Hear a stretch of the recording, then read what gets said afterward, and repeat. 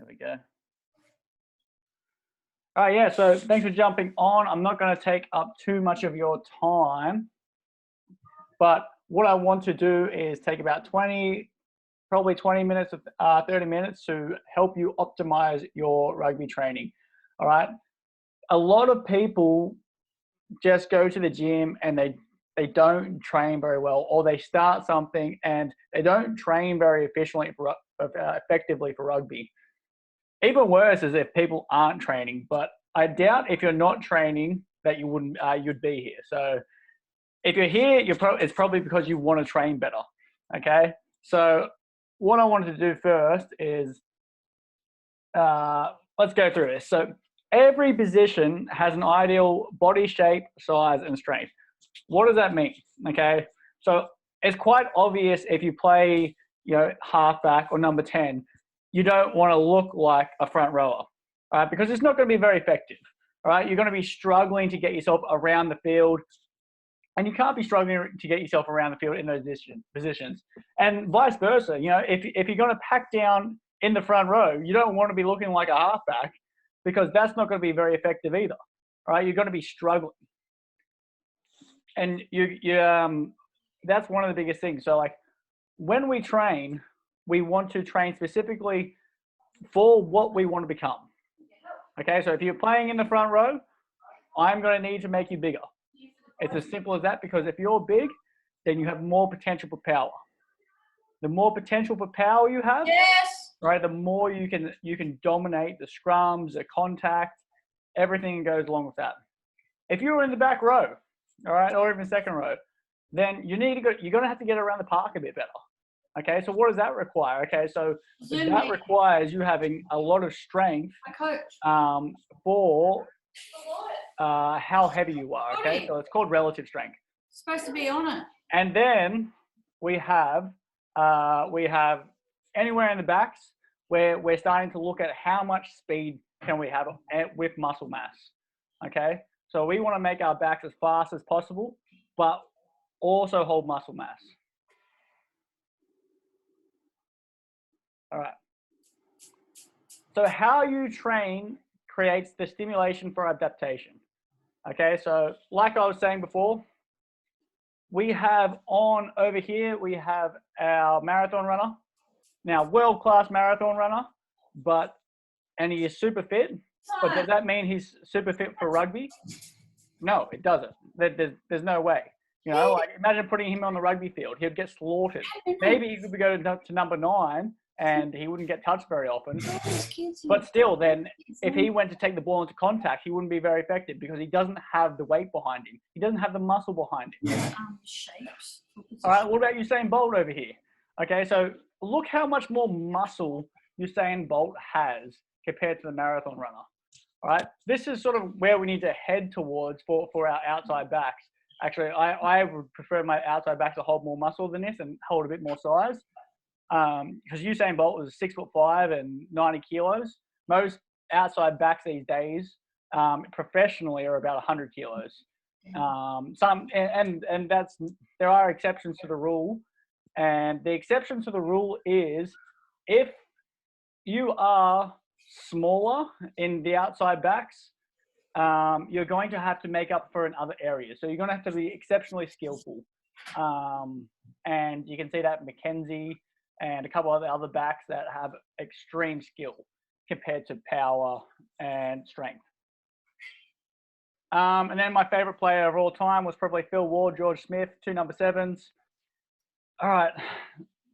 And then one of my mates actually is Tapu Plotting now and how he trains. So I want to start breaking this down for you, okay? Because like I said, how you stimulate the muscles is how you create the adaptation. All right. So my 3 rules for my RDC members, for anyone I train, and these are not all my rules. I actually have a lot of rules, but these are my starting points. And if you are not on RDC, that's fine. This can enhance your game greatly just from these 3 things. Okay, increase range of motion in joints. build from the ground up and train these specific angles and movements that you're going to use on the rugby field. Okay, so I made a video a couple weeks ago, and this is what I want to spend time on, is actually re-breaking this down for you so that you get a better understanding of this. Because it was quite a short video, it was about 3 minutes, but it really does show the different angles that you're going to get into on a rugby field.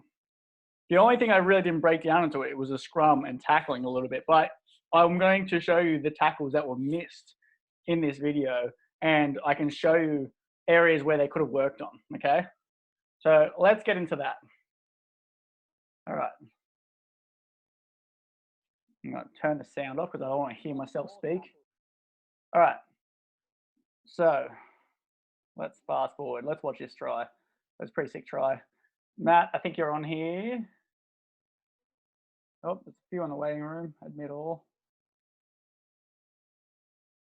If you just joined us, just talking about what you need for rugby. That was a pretty sick try. Well done, Matt. Okay, so I get all these awesome photos because I've been training Matt now for, must be 7 years. I don't know, I have to ask him on that. Anyway, he was this skinny little dude, and he had so much talent. 4 years. But, you know, he needed more muscle mass. He needed to be a bit more effective.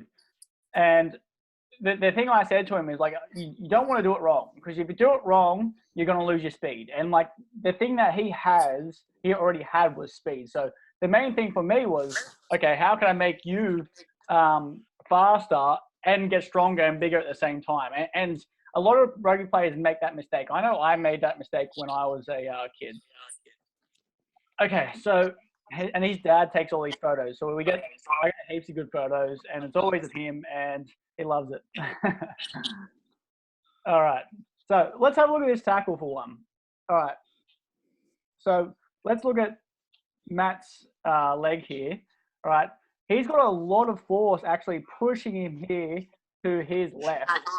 His abdominals have to take this force to keep him upright. His glute has to be strong, and then his ankles have to be really strong, okay? Because he's going to be able to absorb this force, and the first sort of points will be in this foot, because he gets hit here, okay, but what's connecting him to the ground? What's keeping him upright is actually his foot. It's all down in here, okay? So this is what I talk about, build from the ground up. You know, if you don't have strong feet, okay, it's like, Pat, how can you get strong feet? If you don't have strong feet, this keeping your balance here is going to be extremely hard, okay? Yes, you can get strong feet. You train your calves with barefoot. You walk around barefoot, your feet will actually get stronger. They will get bigger, and they will get stronger. Like, I have absolute flippers, and I am not very tall, but I just trained my feet. Like, I walked around barefoot for a long time, and my feet actually got bigger and got stronger. And I don't have a particularly big arch, but that doesn't matter. Okay, so look at this shin angle here. Okay, so this is not a big shin angle. This is him absorbing this guy's force. And this guy's hit him, and look, his feet are off the ground. Okay, so all his weight, he's dived out in this way. And because his feet are off the ground, it's actually going to be a really hard way to make that tackle, because he got no more force to knock Matt over.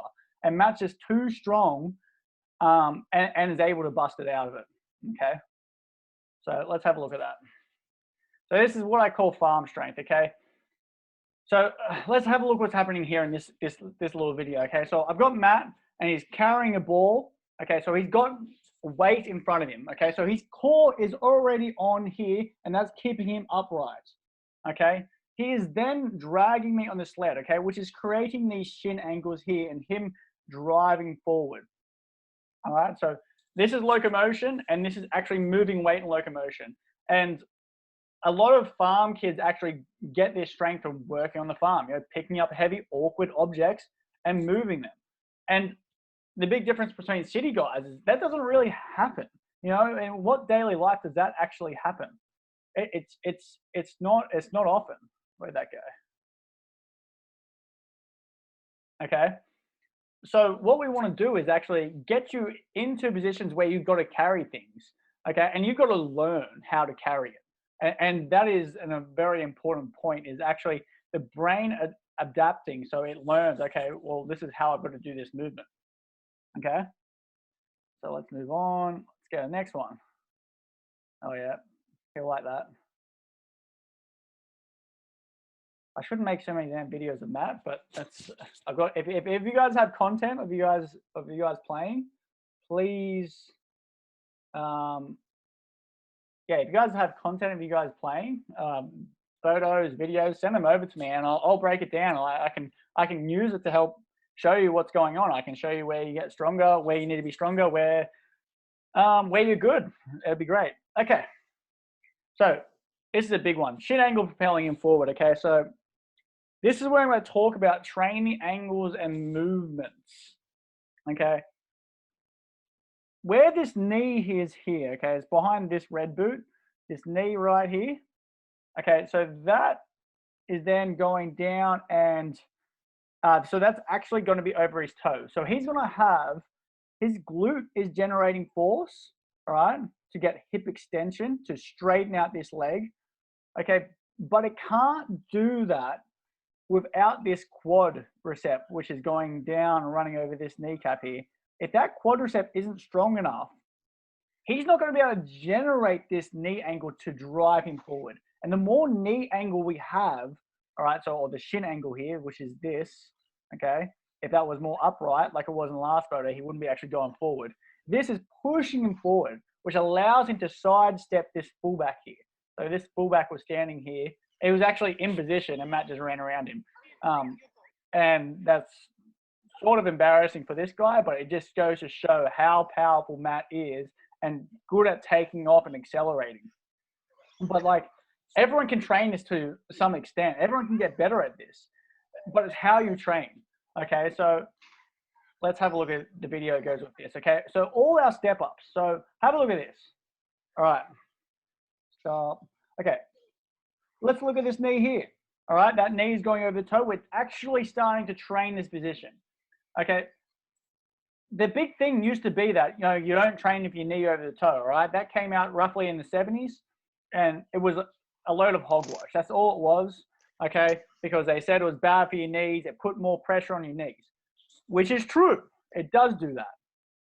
But we also have very adaptable bodies, which are supposed to adapt to these things and actually get stronger. So then studies came out in the 90s of weightlifters. And if you watched weightlifting in the Olympics just recently, you would have seen, so if you watch the weightlifting, you would have seen that, where was I going with this now? They're just letting Christo. Oh yeah, you would have seen that they get really low in their snatches, okay, which forces their knee to go over their toes, all right?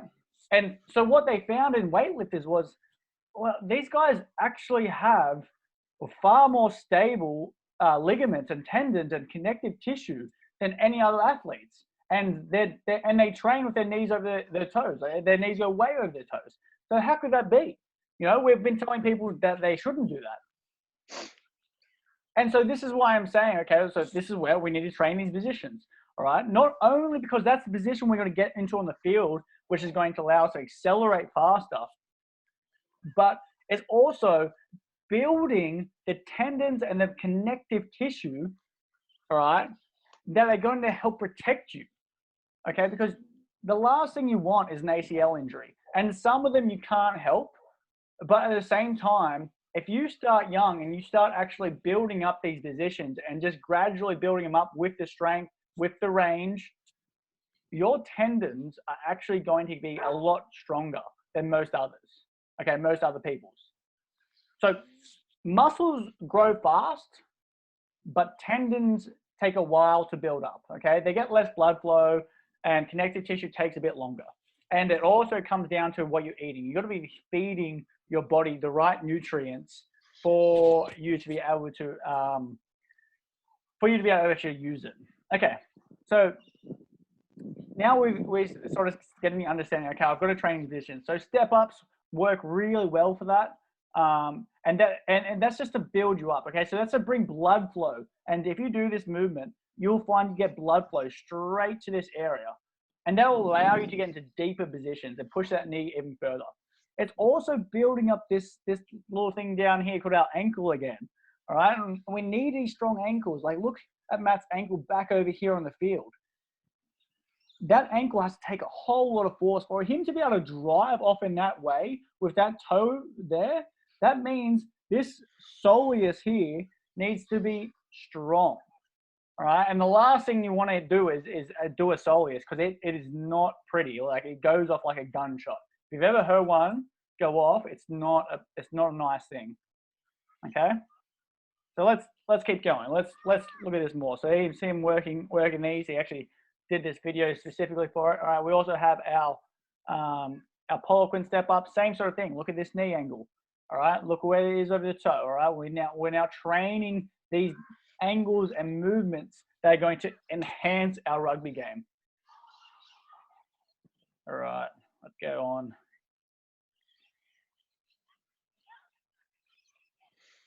All right, so then we get to our power movements also. Once again, look at these shin angles, all right? Look at what this ankle is doing. We need to build from the ground up. If you're not training your calves, you're not training your tibialis anterior, right, you're missing out on huge gains. And like, I know if you're on my programs, you would have done it because like, I just hound it. I just do it over and over. Like you start off with it and you bring blood and we get it done. And I like to get it done early in the session so it's not one of those things that you get to the end of the session and go, oh, I haven't done that yet. It doesn't matter. I've run out of time. No, you prioritize it. You get it done early. You bring blood with it. We have power movements too, and I have lots of breakdowns of these. It's not something I really want to talk about today. It's not part of this, but you do need range of motion, obviously, to be able to pull this off. And it is certain angles. All right. All right, range of motion in our joints. All right. So many rugby players have such weak adductors, they can hardly move through there. How do you expect to sidestep if inside of your legs are super tight and they're weak? Oh, you can't. Like you can, but not very effectively. Not at great speed. You can't change direction at great speed if your adductors aren't strong. All right, because they're the middle part of your hamstrings, they're the medial hamstring, I should say. Well, part of it. Now, let's look at these angles. Let's look at the hips here. All right, so these are your split squats. So these are something I would build into before your squats. All right, these are more important than your squats. And I have everyone I train, we nail these. All right, we've got to nail these. We've got to get these hips loose. All right, if you get these hips loose, see this back foot here? See that back foot? That allowed Matt to drive off on that, once again, that shin angle. All right, that shin angle driving him forward. Okay, so if we nail these, that's going to transfer to the field. Obviously, these are getting glutes and quads strong too, but it's allowing you to open up, all right, into better positions on the field. All right, it's also going to help decrease that risk of injury. Okay, because in that position, there we go. All right, our hamstrings have to work really hard. All right, so in that position, if you don't have strong hamstrings, right, your body's not going to allow you to push all the way out as hard as it possibly can because it doesn't know it has the other side of the equation to be able to stop it, right? Your body's always trying to look after itself. It doesn't want to die. It doesn't want to hurt itself, all right? So when we give the body what it needs and its awareness of itself, it allows it to express itself to its full potential. All right, so if one side's strong, the other side must be just as strong or in a ratio to whatever muscle group we're training, all right? So hamstrings are really important. So you can do your back extensions, you can do your good mornings, you can do your Nordic curls, are all really important exercises, okay? I haven't put any Nordic curls on here, but I expect all of my clients to be able to do a full Nordic curl, if not 5 to 10 of them. Yeah, that's where you should be aiming for. Right. See this? Back to the ankle.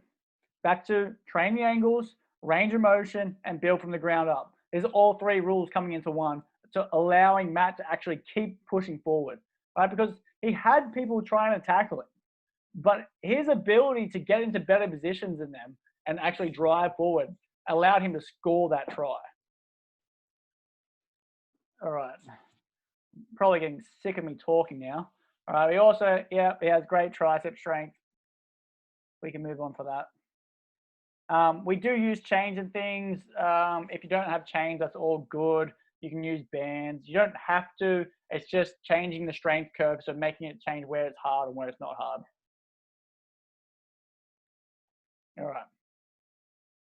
So this doesn't have anything to do with feet to sides. It is increase the range of motion here. So look how deep he is in that squat. A lot of people won't squat this way. All right. And we're training the angles of movement. So with a front squat, with a high bar back squat, what's got to happen? All right. Well, what's got to happen is you're going to push the ground straight down. Okay. So you're going to be pushing like this, and your body is going to be staying straight and going up this way. It's going to be going straight up over there. Okay. Compared to a low bar back squat or something like that, where you actually, your hips go out the back. Okay, and it's more of a hip extension, good morning, all right, which is different. You're not using these quads, okay, which is fine. Like you can build up your glutes and yeah, you can build up your glutes that way, but it's not really hitting these quads. And look at Matt's quads in these photos. Like every step he takes, if it just his glutes are strong, he is not able to use these quads, all right. And, or if his quads are not strong, he can't use the glutes, okay? Because everything comes down to leg drive. Everything is about these leg drives pushing him forward. And you can't drive through these legs if these bad boys aren't strong. Okay, so all my RDC members will know, like it's when we squat, it's either all the way down into high bar, and you got to elevate your feet, or as in like your heels, so you can get the range. Because not everyone is going to have full range in their ankles, and that's and anatomically, you know, we're all different.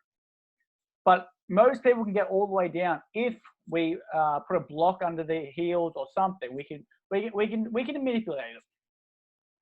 But the main thing that's happening is how upright you have to stay.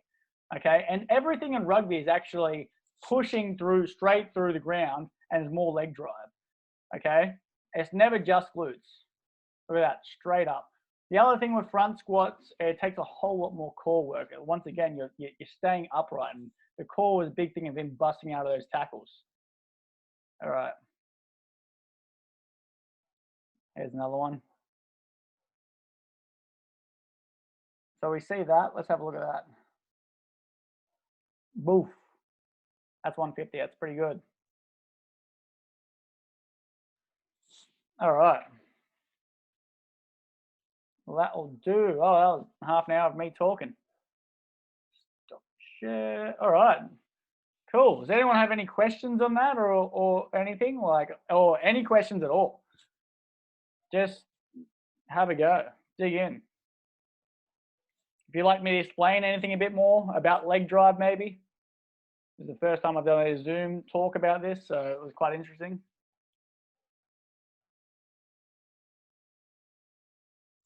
Well, yeah. Can I ask a question? Yes, you can. Yeah, I can't do like a full Nordic curl. I've been probably on the program for like 2 months. When do you expect me to be able to do one? It just depends. Everyone's different. Like you're just gonna get there. Like it's a very hard movement. Like it is hard. Like it's gonna take consistent work. You know, I think your next month you're gonna have isometrics on your Nordic curl as well, and that usually I find people get some good results out of that. But yeah, it is a tough movement, especially if you're quite tall. So tall, and if you have quite a heavy upper body, because you got to think about, like, your upper body is the weight, okay? And if you're tall, you're also going to have a bigger leverage. So your lever is going to be massive. So think about those sort of things there as well. That's not, you know. you're going to get there. I Yeah. don't know when it'll be. Everyone's a bit different, but you'll get there. And it's just going to take practice, you know. Like I'm just going to keep getting you stronger. Yeah. Okay. Oh, thank you. Welcome. I've been training with Pat for 4 years and I still can't do a full Nordic curl. So That's you're because you're better lazy, than I am. Huh? mate. Hey Pat, I've got one. Yeah, mate. So I tore my syndesmosis in May, and I got surgery in Cindy. yeah Oh. in June. I've obviously lost a lot of mass in my right leg, a lot of strength. And what do you reckon? Like, obviously, I'm doing a lot of physio work and probably doing some Summer. exercise physio work soon. Yeah. But how would a program look for me when I'm trying What? to do? So do you have access to a sled? 20 members, 20 But, participants. maybe I'm not sure what the gym has. It might do. If you're not, like that would be awesome if you did. I would be looking at getting the range back. So like that's one of the biggest things with syndesmosis. Like you got to get that range back in the ankle. You got to start building back up from the ground up. So those step ups that I showed. Syndesmosis is they're a great way to ligaments start. in your ankle. They're a great way to start. Okay, so what you can do is actually just start from the ground with them, and you can just put your foot out in front. So all you have to do is like you just ask me. I can show you how to do it. But it's gradually building yourself up without pain. Okay, so you never want to be training in pain. All right, it might be a little bit uncomfortable, but if it's hurting in a bad way, that's not a good sign usually. Okay, so what I like to do is bring blood to that area. And either a sled push is okay with syndesmosis as you come back, and then getting into your range of motion just gradually with the step ups, and then you can gradually get into calf raises and then into landings, and you just build it back up that way. But by far the easiest thing is to have something to push, and just push it slowly and deliberately. That's great. Thank you. Easy, man.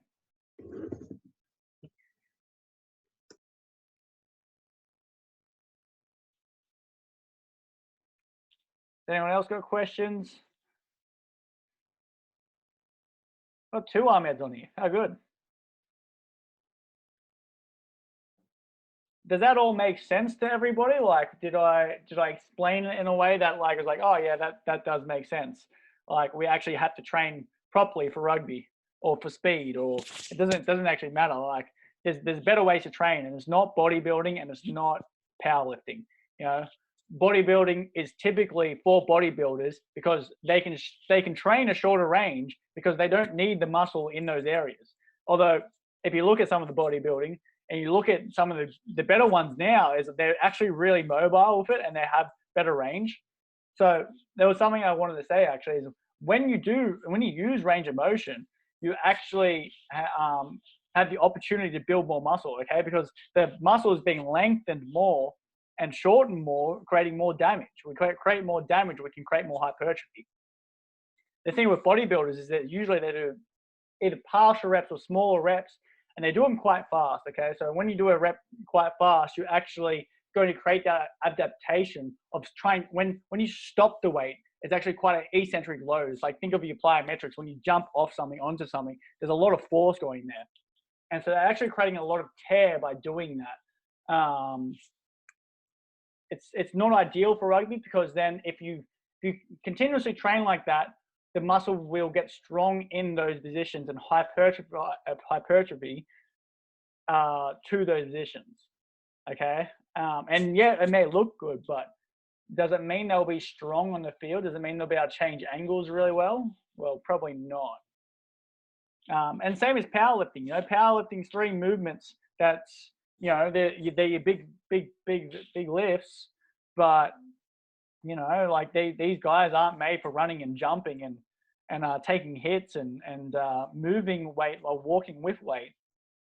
You know, some of Westside barbell guys, they actually use a lot of the sled push and they want that their guys to be able to run and jump too. So they'll probably they had some of the best results too. They were probably the most progressive at keeping their athletes healthy long term. But I still think they could do even better. And I'm not saying that like for Louis Simmons is a bad thing. Like the guy's a genius. I'm just saying for rugby, we can think about it a bit more, and we can incorporate our lifts towards playing better. Better.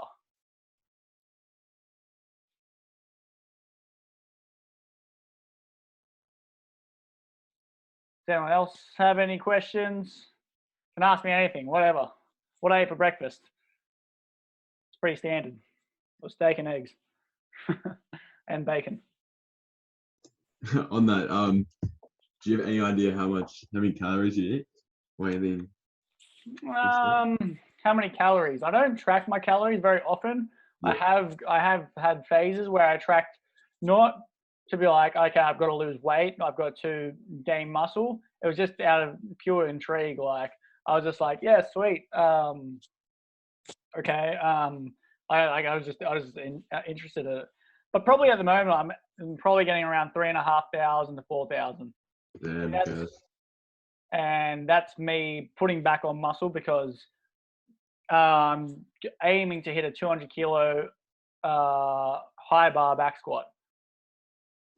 Oh, that's sweet. So that will be, so I'm eating more because I'm squatting more. And whenever, like, you just got to think about it. It's like, if you're spending more energy, you're going to have to eat more. Like if you're during rugby season, I'm quite lean. So I sit around 8% body fat. So if I'm quite lean, that means I've got to have more carbohydrates. Like I've got to. If you have more fat on you, you actually don't need to have as many carbohydrates. But yeah, so like I actually have to eat quite a bit just to maintain my weight. So yeah, I just think about what I'm doing. Okay, like if I'm not doing much, I usually don't eat. I don't eat much. I don't think I need to. Like I don't feel like I have to, so I don't. And is there much information on food through your program? Like, do you offer a lot of tips? Yeah, definitely. Like, so like, obviously you can always ask me, and there is on the website. So when you sign up, I have all this stuff on the members side, which only members can see. When people actually bother to look, there's a whole bunch of stuff. And I just put like a new fuel guide up there, and it's awesome. Like, I don't do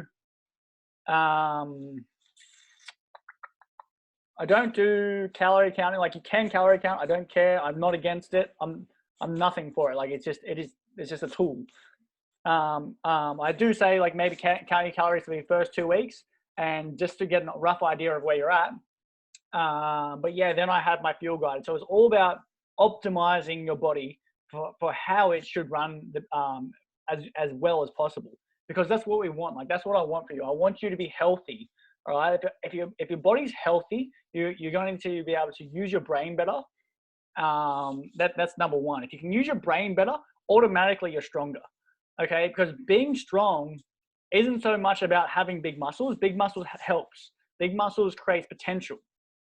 All right, but being strong is actually how much can your mind and your brain actually fire up a muscle. Okay, so if I can make you healthier, if I can make your brain run better, then I can make you stronger. I can actually make you faster from your eating, because your brain's going to be working better. All right, your brain's going to be able to send stronger signals to the muscles. All right, your brain's going to be like, oh, I actually don't need a dopamine hit from that chocolate, from that candy bar, from the Macca's right now. Okay. Just to ask, like, I'm a pretty big guy, so I don't really know how many calories I should be eating. But what would be like a good breakfast to have? Because I normally it depends. Yeah. Like, it depends how much time you have. It depends what you want to do. Like, I am all for having a steak for breakfast. Like, there's nothing better than starts my day. So like, I usually train, I'll have some essential amino acids. So I talk about supplements in my fuel guide too, but I talk, I always have a steak for breakfast. Nearly every day I'll have a steak, and I have eggs, and I have bacon, and I'll have avocado, and that's usually my breakfast with some bone broth, or sometimes I'll have some berries. It just depends what I've got, but I always start roughly with something high in protein to get me going. All right, because when you start with high protein, all right, you're going to feel fuller. And will already be going to be getting the amino acids or the protein into the muscles. All right, it's harder to lose muscles if you're hitting your protein. Right, you can even in a deficit, like you can, but if you hit your protein, generally you should hold your muscle. You might lose weight, so it does come down to your goals. All right, so like say if you're a big guy and you actually want to lose fat and you just want to gain muscle, then yeah, like eating a steak for breakfast means you're probably going to eat less in the day because you'll be more satiated.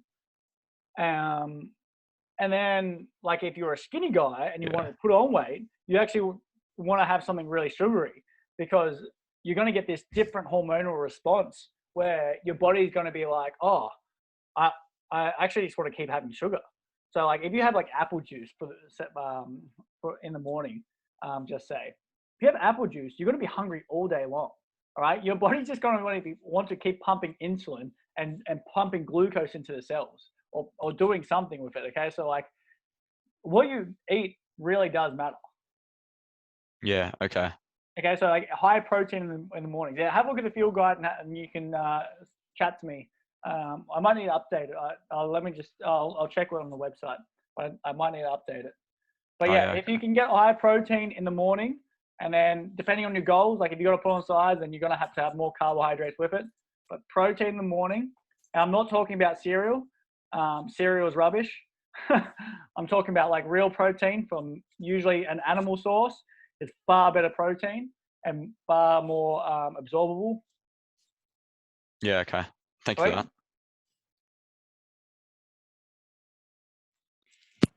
What about protein oats if you don't have the time in the morning to cook a steak?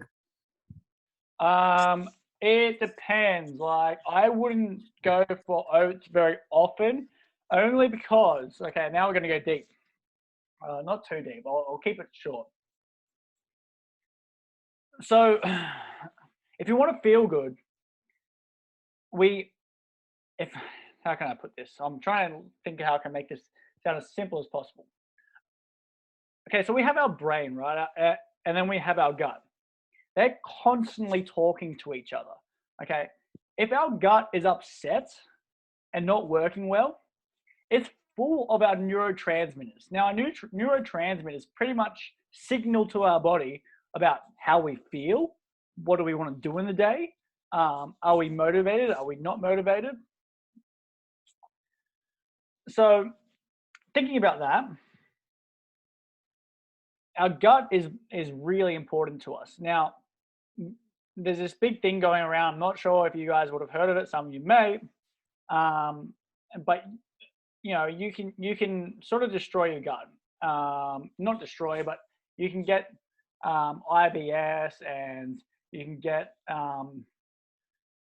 can damage the lining of your gut. And what that does is it allows it doesn't allow your body to run as well as it should. Okay, in the simple words as I can put it. Now, things that destroy the gut lining, okay, which means that your neurotransmitters, your body's not going to feel as good. You're not going to absorb food as well. Things like oats are very heavily sprayed with pesticides. Okay, pesticides is mainly glyphosate, which is in Roundup. Now, what that does is kill bacteria. All right, so that's on your oats. You're going to eat the oats. It's going to go into your gut. All right, that bacteria that's on that, even you can wash them off. It doesn't matter what you do. It's going to be in it. All right, that's going to go into your gut. All right, and that is going to slowly also eat away at your bacteria in your gut. All right, and that can cause issues. Now, if you do that not like all the time, great. That you're going to get away with it. You'll be all right, unless you already have gut issues, like you feel like you're not absorbing your food very well. And that's very important, because if you want to absorb your food well, just for the main fact that if you're not absorbing your food very well, then you can't build muscle very well. Okay, so it depends how often you're going to do that. Okay, so you could get organic ones, and I would say, okay, that's probably all right, and it will do, but I wouldn't do it all the time. So it's sort of like you gotta choose your poison. It also, like with plant foods, they don't have the same amino acid profile as animal meats, and because they don't have that same amino acid profile, you're not getting all the benefits. Okay, does that answer your question? Yep. Sweet. Does anyone else got questions? Yeah, I've got a question. Yeah, go for it. So what would you say like the best time for training is, whether it's first thing in the morning or like nighttime? Whenever you can get it done. Yeah, that's what I was thinking. I wouldn't worry about it too much. Like, the main thing is you get something done. I prefer first thing in the morning, because that it means it's done, and I'm like, yep, sweet, I can go and get something else done for my day. Yeah, for sure. So that's always been my thinking, and like it just means that I've already started the day well, and I'm off and running. You know, I'm off and going. Yeah, sweet. Cool. Does anyone else got questions? Go for it. Oh, hey, I got a question, bro. Yeah, mate. So I thought that I was a bit bloated, because I noticed that I have a bit of a gut. But then Yeah. whenever I tense my core, I can see my abs, and I guess it's pretty much a self confidence thing. I think that's probably the way to say it. Yeah. But then I've been eating really well. I've seen on the website about gut health and how to sort of, if you're bloated, stick to the meats, the rice, the berries are very good. I've tried to do my own research. Love it. But whenever I eat, my stomach just sort of blows up in size, I guess. So how should I be going about? So your stomach should blow up in size. Like, you're still putting food in there, right? Yeah. So it's got to go somewhere, right? Until it breaks down. Does that make sense? Like, if it's not bloating, so bloating is when it becomes like, it'll like double in size, and it'll be very uncomfortable. Unless you're eating to a point where you are so full, like you can't move, like you just feel like you can't do anything. I would say, your abs aren't going to look as good after you've eaten. Isn't that right, Gons?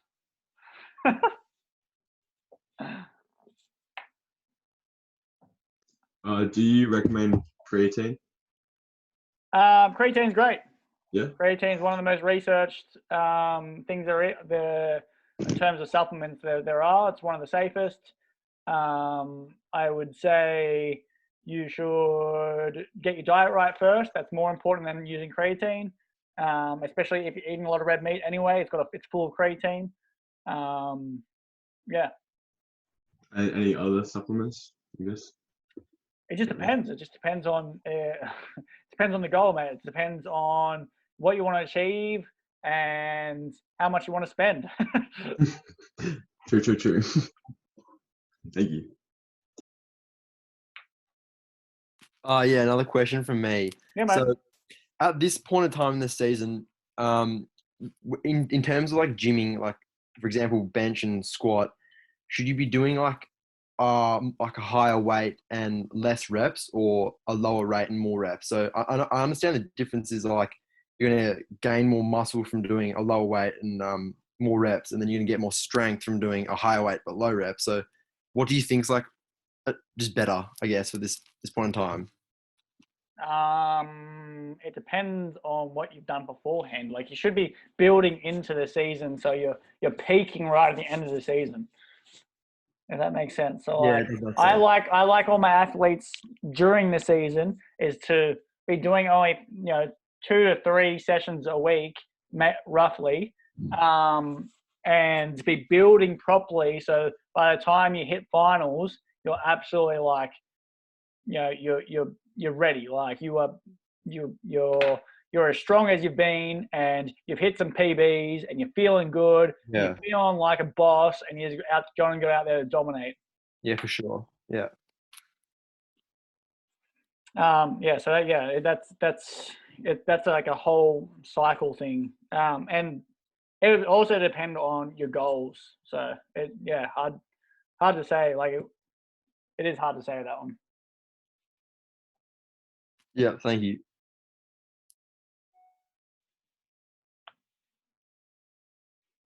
Any other questions?